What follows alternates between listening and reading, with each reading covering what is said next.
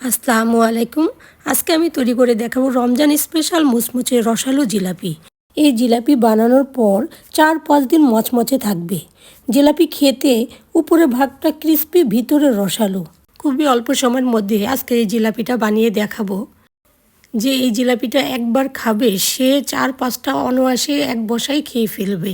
এতটা যে ফ্লেভারযুক্ত এই জিলাপি। তাহলে চলেন স্টার্ট করি।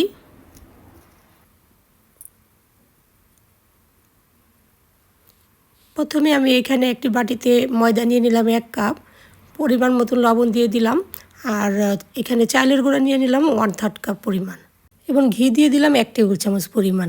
এখানে আপনারা সাদা তেলও ইউজ করতে পারেন। এখন আমি এগুলো সব কিছু আগে ভালো করে মিশিয়ে নিব। মিশানো হয়ে গেলে এখানে আমি পানি অ্যাড করব। পানি অল্প অল্প করে দিয়ে একটি স্মুথ বেটার তৈরি করে নিব। একসাথে বেশি পানি দিয়ে গোলানো যাবে না, অল্প অল্প করেই গোলাতে হবে। আর জিলাপির বেটারটা একটু ঘন আকৃতি হবে, একটু সময় নিয়েই ফেটতে হবে। আমি এখানে 5 মিনিটের মতন বেটারটা ফেটিয়ে নিয়েছিলাম।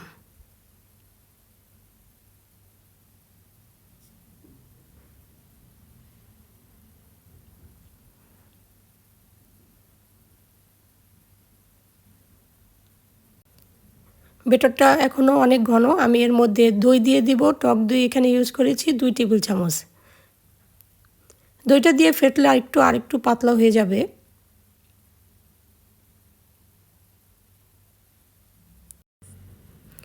ফেটতে ফেটতে যখন দেখবেন যে বেটারটা একটু ফুলে গিয়েছে, তখনই বুঝতে পারবেন যে আমার বেটারটা জিলাপির জন্য রেডি। এখন এখানে অ্যাড করব বেকিং পাউডার।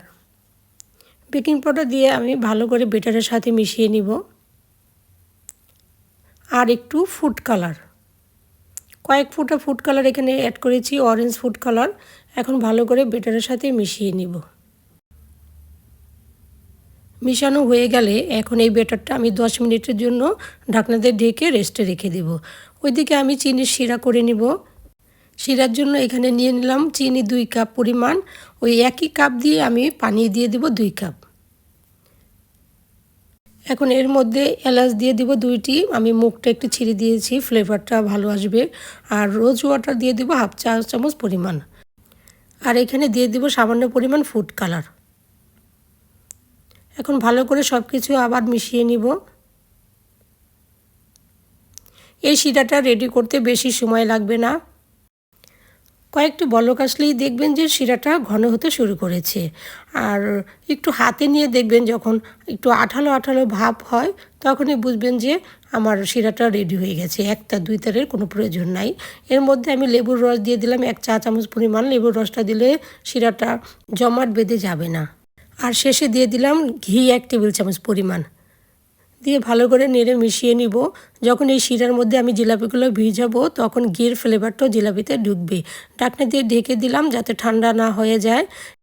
জিলাপি বানানোর আগে বেটারটা আমি আরেকবার একটু নেড়ে নিলাম। এখন এই বেটার আমি একটি প্লাস্টিকের মধ্যে ঢুকিয়ে সজের বোতলে ভিতরে ভরে নেব। কোন আকৃতি এই প্লাস্টিকে ভরে ডাইরেক্টই বানাতে পারবেন, কিন্তু আমার কাছে সজের বোতলে ভরে বানাতে সুবিধা হয়, এই জন্য আমি সজের বোতলই ইউজ করব।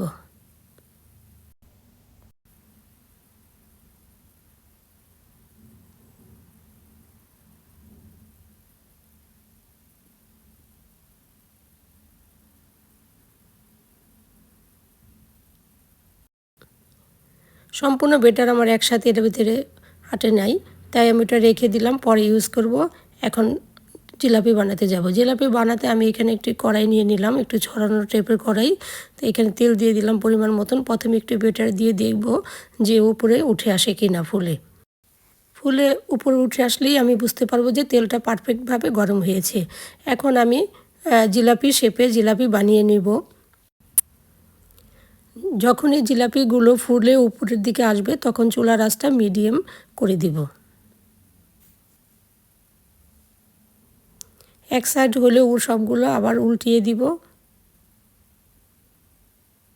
উল্টিয়ে পাল্টিয়ে যখন সোনালি কালার আসবে, তখন আমি জিলাপিগুলো আবার নামিয়ে ফেলব।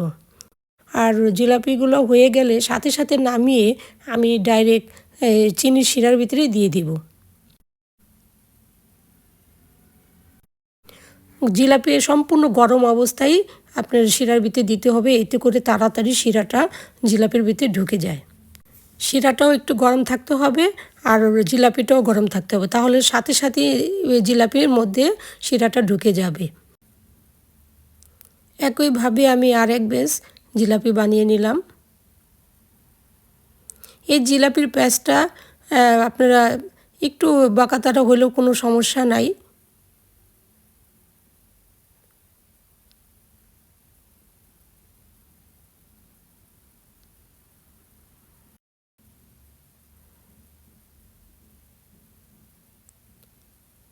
শিরা থেকে আমি জিলাপিগুলো তুলে নিব।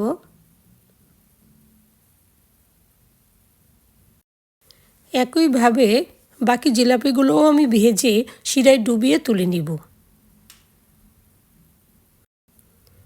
ব্যাস, জিলাপি আমার রেডি। এখন ডেকোরেশনের আগে আমি এখানে কিছু পেস্তা বাদাম কুচি করে কেটে নিয়েছি, জিলাপির উপরে আমি দিয়ে দিলাম। দেখার সৌন্দর্যের জন্য আমি এই পেস্তা বাদামটা দিয়েছি, আপনারা চাইলে স্কিপ করতে পারেন। কত সুন্দর হয়েছে দেখেন, একটি ভেঙে দেখাচ্ছি।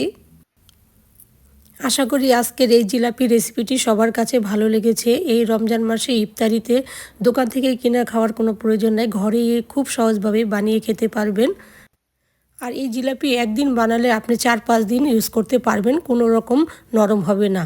আশা করি সবাই ভালো থাকেন। আল্লাহ হাফেজ।